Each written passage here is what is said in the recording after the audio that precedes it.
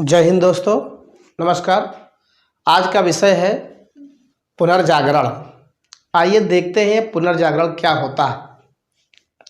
पुनर्जागरण से पहले हम समझते हैं एक मोटिवेशनल कोर्स सुनाए आप लोग को, जो आप लोग ताज़ो-तरे रहें। देखिए, लग चुकी है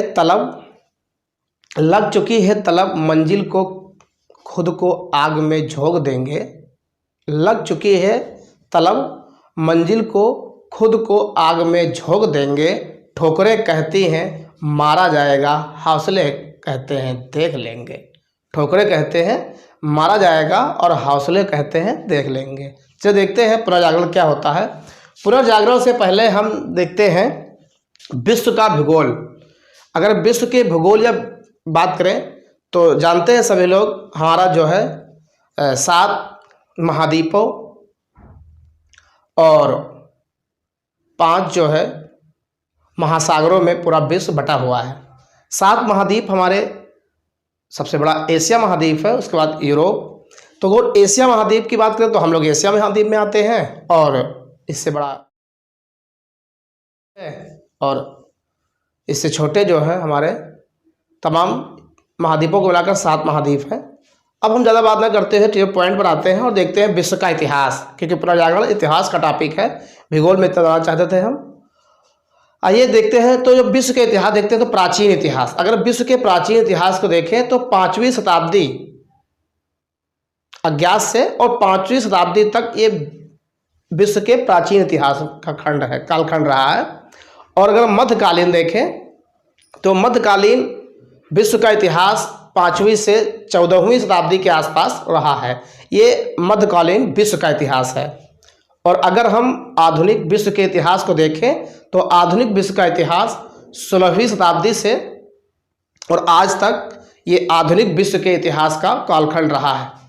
और इसी के परिप्रेक्ष्य में अगर हम भारत का इतिहास देखें तो इसी के परिप्रेक्ष्य में भारत का इतिहास भी 3 कालखंडों में विभक्त है, जो इस प्रकार है कि जैसे अगर हम कहें प्रागैतिहासिक काल, तो जो प्राग ऐतिहासिक काल है वो अज्ञात से लेके 2500 ईसा पूर्व तक जो कालखंड रहा है, ये आपका प्राग ऐतिहासिक काल रहा है।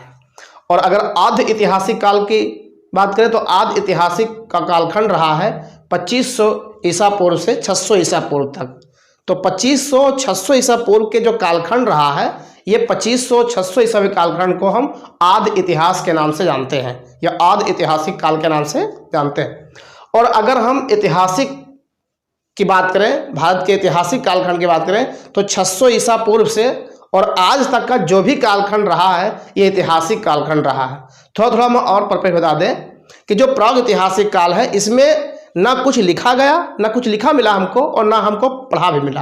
अर्थात ना हम लिख कर देखे उसको, या लिखा नहीं मिला और पढ़ा भी नहीं गया। तो प्राग ऐतिहासिक काल में ना लिखा मिला और ना ही पढ़ा मिला। आद्य ऐतिहासिक काल में लिखा तो मिला परंतु पढ़ा नहीं मिला, अर्थात लिखा मिला लेकिन हम लोग पढ़ नहीं सके। इतनी जटिलताएं भाषाएं थी, उसकी जो लिपियां थी जटिलताएं थी कि हम लोग पढ़ नहीं पाए, लिखा मिला कुछ। और जो ऐतिहासिक कालखंड है, इसको लिखा भी मिला और हम लोग पढ़ भी सके हैं। तो इतिहास के अगर हम इस 600 ईसा पूर्व से और आज तक के कालखंड के बाटे तो ये इतिहास भी 3 कालखंडों में विभक्त है, जिसको प्राचीन इतिहास एक कालखंड है, और मध्यकालीन इतिहास और आपका आधुनिक इतिहास।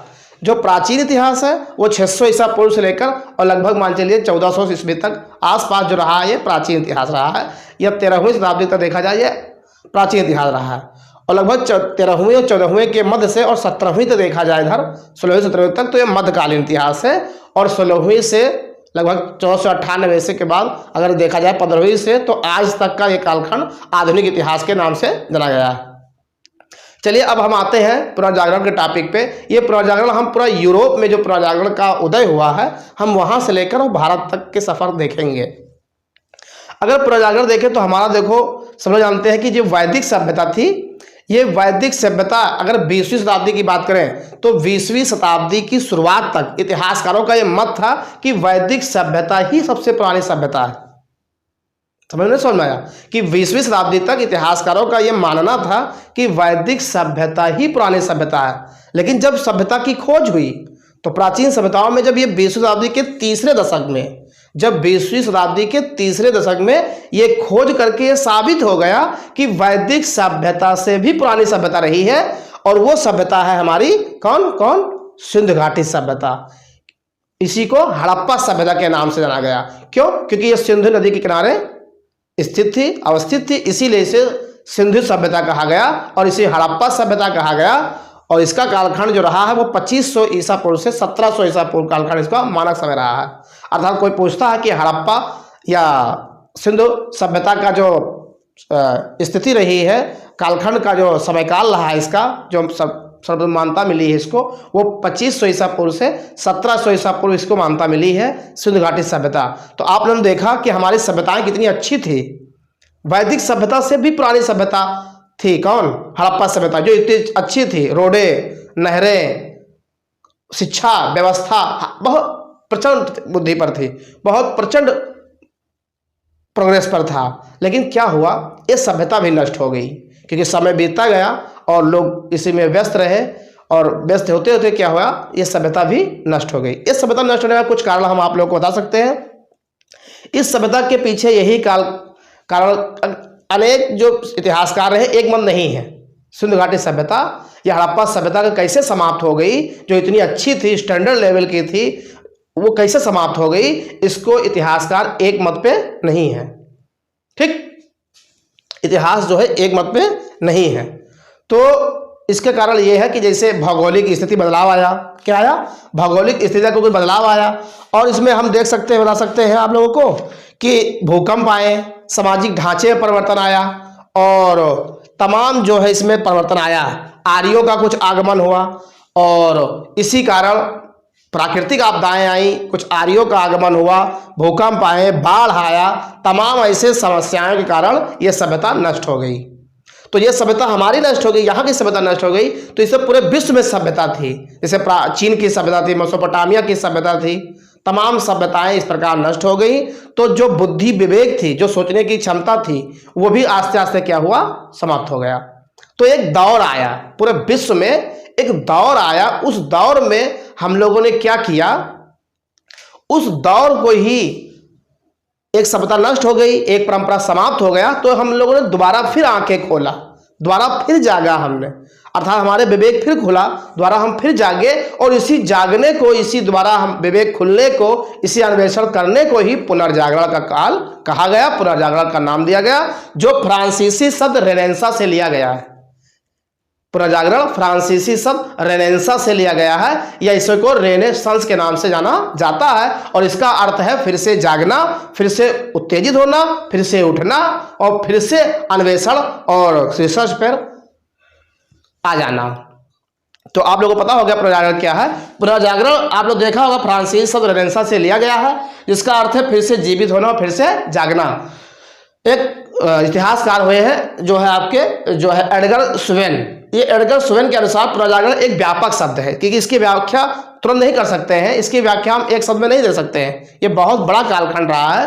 तो एडगर स्वेन के अनुसार पुनर्जागरण एक व्यापक है, जिसका प्रयोग उन बौद्धिक परिवर्तनों के लिए किया जाता है जो मध्य युग के अंत, बौद्धिक परिवर्तनों के हम उस प्रकार बात कर सकते हैं कि मध्य युग के अंत और आधुनिक युग के प्रारंभ के दृष्टिगोचर होता है। अर्थात मध्य कालीन का अंत और आधुनिक कालीन के जो दृष्टिगोचर हो रहा है, तो जो परिवर्तन हुआ इसी दृष्टिगोचर हो रहा है, ये हमारा क्या, पुनर्जागरण। प्राचीन परंपराओं के अनुसार देखा जाए तो क्रांतिकारी परिवर्तन के फलस्वरूप, प्राचीन परंपराओं के अनुसार अगर देखा जाए तो क्रांतिकारी परिवर्तनों के फलस्वरूप जो भी अमूलचूल परिवर्तन हुआ, अमूलचूल जो परिवर्तन हुआ, यही परिवर्तन क्या कहलाया है, पुनर्जागरण कहलाया है। अर्थात पुनर्जागरण क्या है, अमूलचूल परिवर्तन हुआ, और एक विभाग में नहीं हुआ, एक डिपार्टमेंट में नहीं हुआ, कई डिपार्टमेंट में हुआ, कई एरिया में हुआ, कई क्षेत्रों में हुआ। इसका उल्लेख हम थोड़ा थोड़ा करेंगे, बाकी ये बहुत लॉन्ग टॉपिक है, जो हम पूरी व्याख्या आप लोगों को विधिवत कई पार्ट्स में दे सकते हैं। पुनर्जागरण का जो काल रहा है, अगर देखा जाए तो कुछ इतिहासकारों का मत है कि 13वीं से और 15वीं ईस्वी के बीच में हुआ है। 13वीं से 15वीं ईस्वी के बीच हुआ कुछ इतिहासकारों का मत, जबकि कुछ इतिहासकारों का मत है कि 14वीं से 17वीं के ईस्वी के काल का हुआ है। अर्थात प्रजागरण का जो काल रहा है वो 13वीं से 15वीं और किसी इतिहासकार का मत है कि 14वीं से 17वीं ईस्वी के आसपास रहा है। और अगर हम कहें कि इस काल के मानव को अंधविश्वास अज्ञानता, इस काल के जो मानव रहे हैं वो क्या हुआ, इस काल के मानव अंधविश्वास अज्ञानता को छोड़कर विज्ञान की प्रगति की ओर बढ़े, विज्ञान के प्रगति की ओर बढ़े, अर्थात विश्वास रूढ़वादिता इसको छोड़कर विज्ञान की ओर बढ़े। और विज्ञान की ओर बढ़ना ही हमारा क्या कहलाया कि वो पुनर्जागरण जागृत हो रहा है। विश्व में देखा जाएगा तो यूरोप के महाद्वीप में, यूरोप महाद्वीप के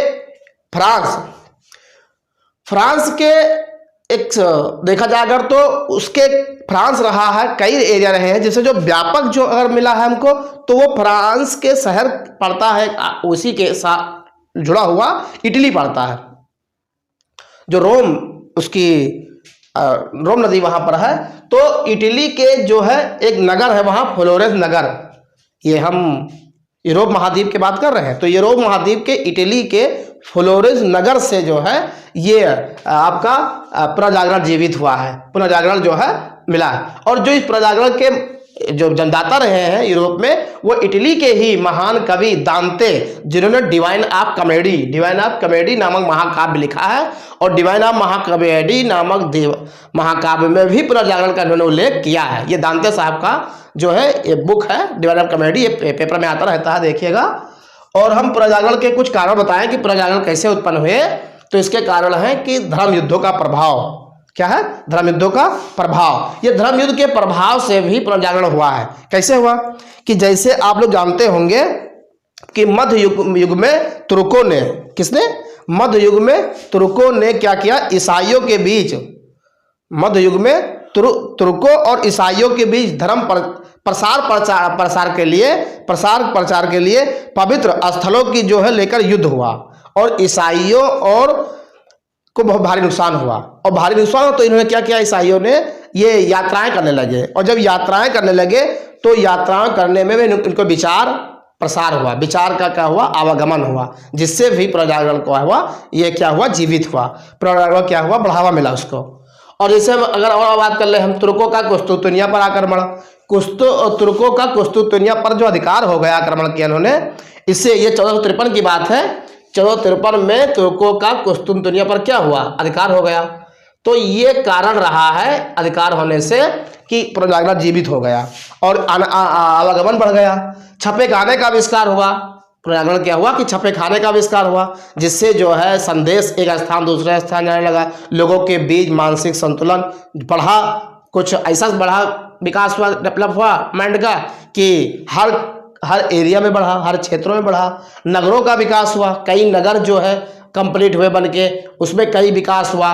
तो ये सब पुनर्जागरण के क्या हुए, दृष्टिगोचर हुए हमको कि ये बढ़ रहा है।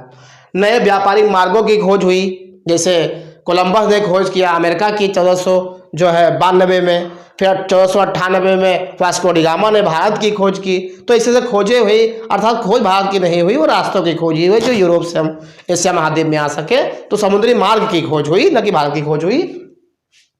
और मानवतावाद का प्रचार प्रसार हुआ। जब आदमी एक स्थान दूसरे से जाने लगेंगे तो विचारों का क्या होगा, आदान प्रदान होगा, जिससे भी बढ़ावा मिला। ठीक है। तो अब हम देखेंगे कुछ पुनर्जागरण की विशेषताएं। क्या विशेषताएं, जब पुनर्जागरण हुआ तो इसकी क्या विशेषताएं हुई? कला का प्रोत्साहन मिला, हर एरिया में तमाम जो है रचनाएं की गई, तमाम किताबें लिखी गई, विकास हुआ, साइंस बढ़ी, डेवलप हुआ। जनता में क्या हुआ विशेषता, जनता में आलोचनात्मक और अन्वेषण प्रवृत्ति हुई, अर्थात जनता कोई चीज कहे तो तुरंत नहीं मानते थे, उसका विश्लेषण करते थे, आलोचना करते थे, इसको भी देखा गया। और क्या हुआ, जैसे सदियों से चली आ रही पुरानी मान्यताएं को झिझकोर के रख दिया, सदियों चली रही पुरानी मान्यता, रूढ़वादिता, अंधविश्वास, ये सब खत्म हो गया, साइंस डेवलप हुआ, अंधविश्वास समाप्त हो गया। आज निर्भरता बढ़ी, हम एक दूसरे पर निर्भर नहीं रहे, खुद स्वयं निर्भर होने लगे। ये सब क्या हुआ, पुनर्जागरण का जो है हमको देखने को मिला, दृष्टिगोचर हुआ। और पुनर्जागरण का प्रसार कैसे देखें, अगर हम कहें तो पुनर्जागरण का प्रसार क्या हुआ, साहित्य में पुनर्जागरण हुआ। प्रसार पर देख लीजिए, साहित्य में हुआ, अर्थात तमाम लिटरेसी लिखी गई, जैसे डिवाइन कॉमेडी नाम सही से है, जैसे पेट्रार्क जैसे आए और मैकियावेली आए, ऐसे तमाम रचनाएं की गई, उससे किताबें लोगों ने पढ़ा, उससे जागरूक हुए। कुछ स्थापित कला के कुछ उदाहरण मिले, तमाम जो है बिल्डिंग बनी, ऐसे तमाम जो है देखा गया।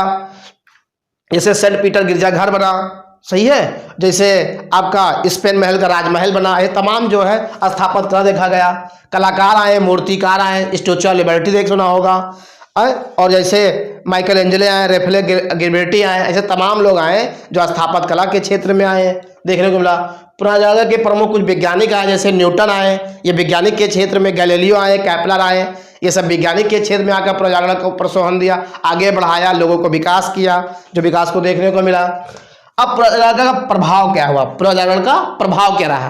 तो पुराजागरण का प्रभाव यही रहा कि आर्थिक दशा में प्रगति हुई, आर्थिक दशा में प्रगति हुई, इकोनॉमिक्स मजबूत हुआ, तमाम एरिया डेवलप हुआ देखा गया, और सामाजिक जीवन में प्रगति हुई, भाषा और साहित्य में प्रभाव पड़ा। ये सब पुराजागरण क्या हुआ, प्रभाव है, द इफेक्ट ऑफ रेवेंसा। तो इफेक्ट ऑफ रेवेंसा में भाषा और साहित्य पर प्रभाव पड़ा, लिटरेसी सुधरी, साहित्य रचना लिखी गई, रचनाएं लिखी गई, तमाम जो विकास हुआ एरिया में, धर्म सुधार हुए, तमाम धार्मिक लोग आए, जैसे मार्टिन लूथर आए, ये धार्मिक सुधार के लिए आए, और ऐसे तमाम एरिया में आए लोगों ने सुधार किया। और जैसे राष्ट्रीयता का विकास हुआ, राष्ट्रीयता जागृत हुई, और जैसे एक देख लिया जाए तो धार्मिक दृष्टिकोण पर प्रभाव पड़ा, लोग धार्मिक रूप से जो थे संकुचित हो रहे थे, उसमें विस्तार हुआ, सोचने की विवेक की क्षमता बढ़ी लोगों को। तो यही सब पुराजागरण क्या रहा है, काल रहा है। तो बस आज के लिए इतना ही। आप लोग ये वीडियो देखिए, नोट बनाइए, पढ़िए, कॉम्पिटिटिव एग्जाम के लिए देखिए, अपना माइंड का विस्तार करिए। तो बस आज के लिए इतना ही। जय हिंद, जय भारत, बहुत बहुत धन्यवाद।